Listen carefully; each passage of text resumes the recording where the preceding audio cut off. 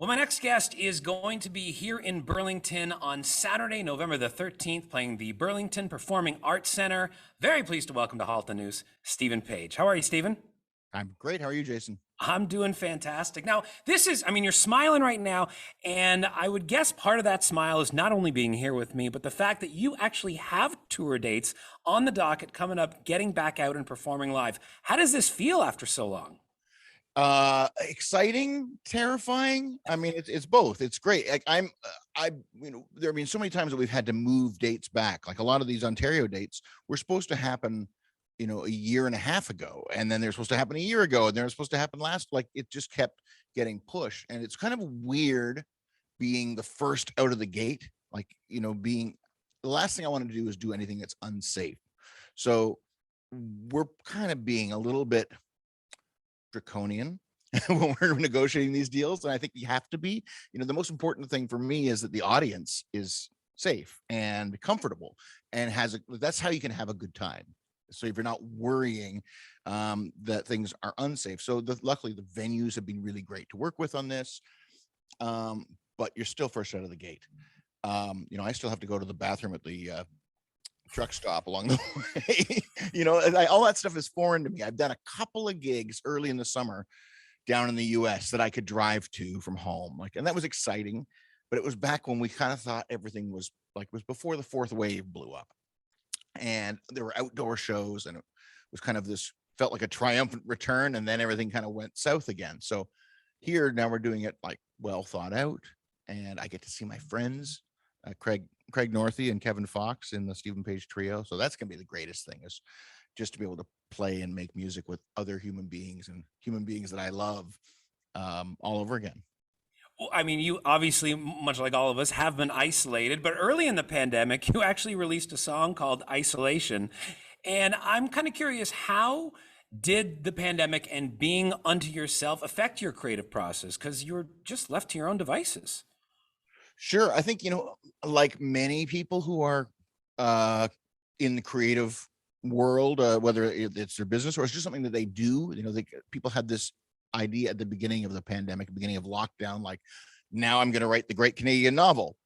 Now I'm going to make my album. Now I'm going to do this thing. And most of us didn't. But they kept telling us King Lear was written in a pandemic. Well, I didn't write King Lear. I wrote like a couple of songs. The first one was out of pure panic, this one, Isolation, which I wrote when I was still up in Stratford, because I was working on a musical that I wrote that was supposed to be at the Stratford Festival last year. And now that's indefinitely on hold. And I was trying to guess at what life under lockdown was going to be like. But at that point, I think we thought lockdown was going to be 3 weeks, something like that. And, it was a whole different world. But what I did start doing is I was watching people, my peers, doing like Facebook Live and Instagram Live kind of concerts, or they play 5 songs in front of their phone. And I thought, well, how do I compete with that when all these awesome musicians are doing this out there for free? And then I watched my friend Dan Mangan, the great Canadian singer-songwriter, started doing ones where he was charging people. I thought, the nerve, the gall to believe that music should be something people make a living from. And people were going to his shows, and his shows were great. He did them on Zoom. And the best, I thought, well, I'll give it a try. So I started doing them at the end of April last year, and I haven't stopped. I just did my 70th show this last weekend, over Zoom. And, there's been lots of hitches along the way trying to figure out the technology of it, and Zoom can be fickle sometimes. But the great thing is when you're performing, as opposed to a Facebook or whatever else, or YouTube, you can actually see the audience. You see them in their living rooms. And I watched these people over the last year and a half in their backyards and in their cars and in their kitchens doing the dishes or doing arts and crafts with the kids or whatever else. And you feel this great sense of connection, and they feel a connection with each other as well. They have a social life inside the chat and watching each other as well as watching me. And we kind of created this amazing community that I never would have had the opportunity or the desire to delve into if it hadn't been for the pandemic. So a little bit of silver lining there for me. got to be so strange though, because when you're performing on this side, you're providing them audio, but it's not like you can hear all of them. And we always hear performers talk about the roar of the crowd. And that's not something you get performing in Zoom. It's a bit like performing in a vacuum. How was that adjustment for you? Well, I mean, yeah, you do get the response in the chat, but it's not an auditory thing. I I mean, it sounds weird, but honestly, I feel like I've been able to develop a sense. Like there's a sense you get when you're on stage, whether, sometimes in the audience, you can't really see the crowd. It's dark. You can maybe see the front row, but you can feel them. You can smell something in the air. There's something palpable there that goes, I'm losing them, or I have them in the palm of my hands, whatever that thing might be. And I've started to be able to figure that out. And I don't know how over Zoom. I mean, I can see there. I have my screen set up so I'm able to see like 49 faces at once. But if I'm looking at a lyric sheet because I'm playing all kinds of like rarities, songs I've never played live before, that kind of thing, or a song I just wrote, let's say, or I'm struggling with a piece of equipment or whatever, and I'm looking down, but I can still feel it coming off the screen, or I think I can. So I don't know what that means. Like, is there some kind of like telepathy that I've started to glean, or is it just something that I can kind of sense from the visual cue of how people are moving or not moving in their screens, whatever else? It's definitely a pale substitute for actual live in-person performance. But I think I have been able to cultivate some extra sensory perception, I guess they would call it. Well, soon though, you will no longer need that. Of course, you will be back out. You will be on stage. Before we get to the stage stuff, though, I really do want to talk about your songwriting. You're someone who is so intensely personal with your lyrics. I've been listening to you for 30 years now.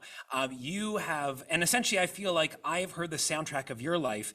And in giving me that, you've actually given me the soundtrack of my life, because there are certain songs that relate back to periods of my life that I had. You have an incredible knack, though, of writing very emotional, sometimes sad songs in a very perky style. And I'm talking about things like Her Life in a Nutshell or I'll Be That Girl, normally relationship focused. Is that something that you do intentionally? Yes, I think it is. Although I don't think I set out to do that, but I knew that was something that I liked. I liked about music in general, music that could be it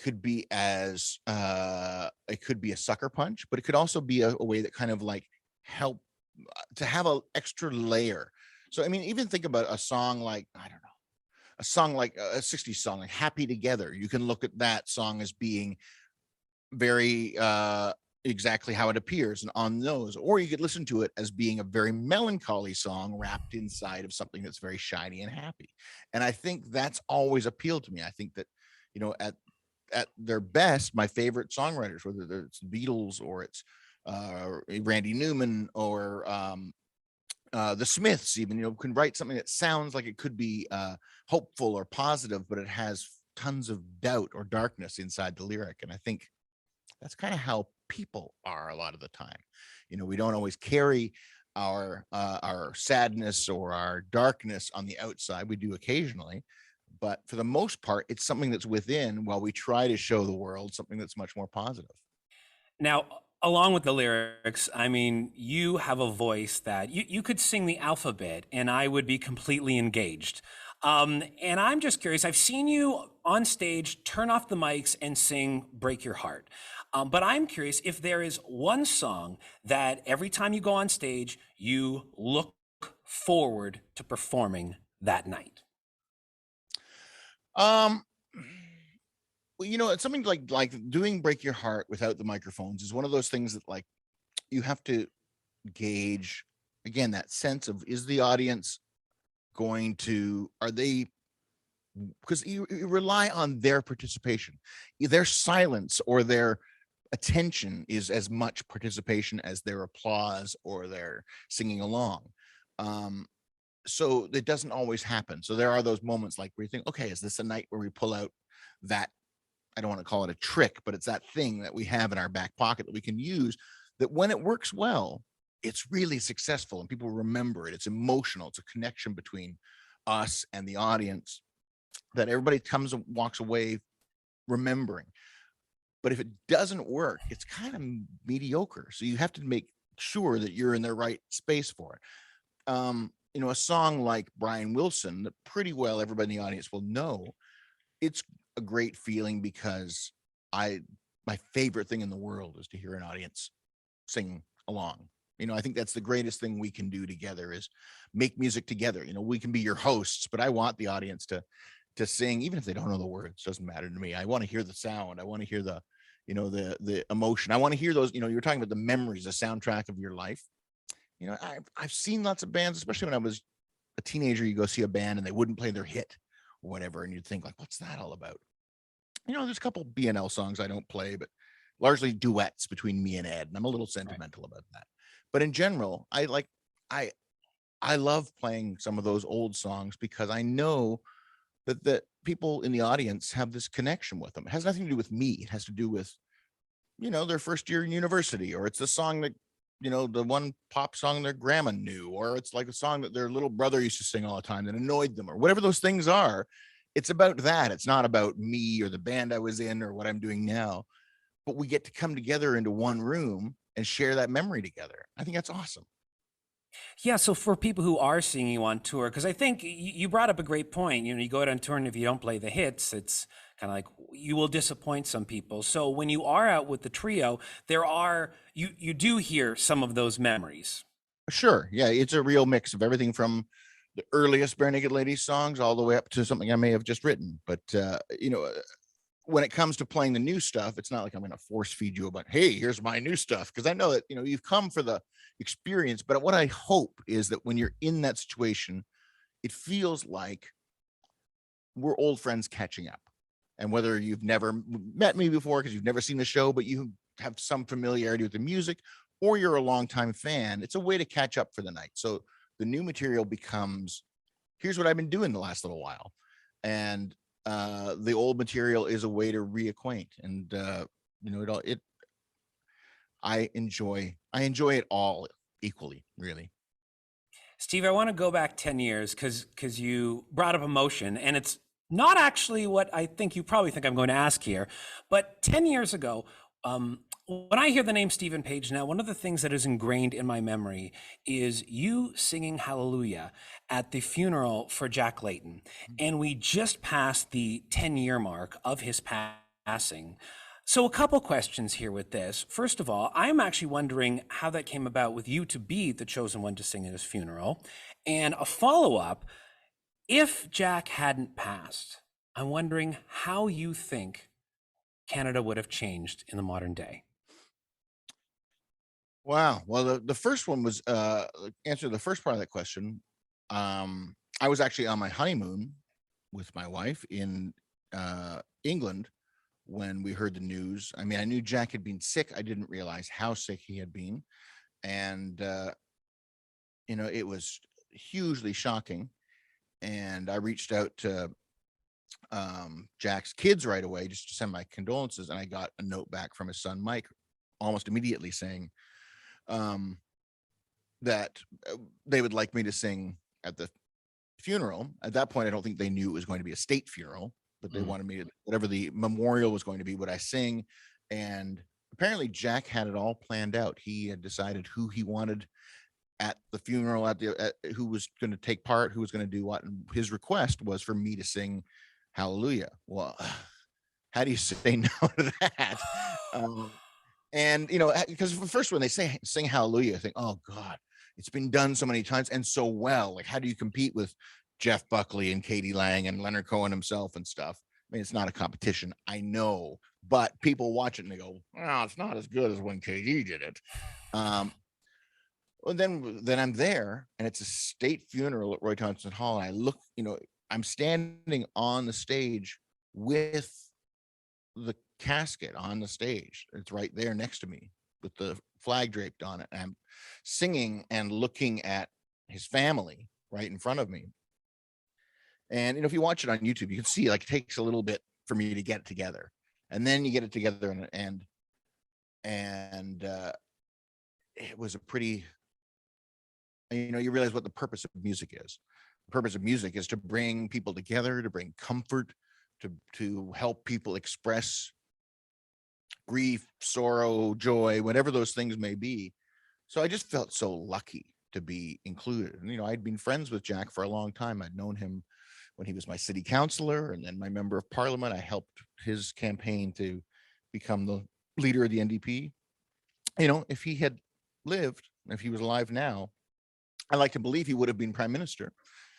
And who knows what could have happened. I think we could have missed out on on what I consider to be some very negative years at the end of the Stephen Harper era. And I think that they could have been a very different kind of place, but who knows? I mean, what would a Jack Layton administration have been like, or a parliament across the border from a Trump administration? Who knows? It could have been, we got nothing done. Who knows?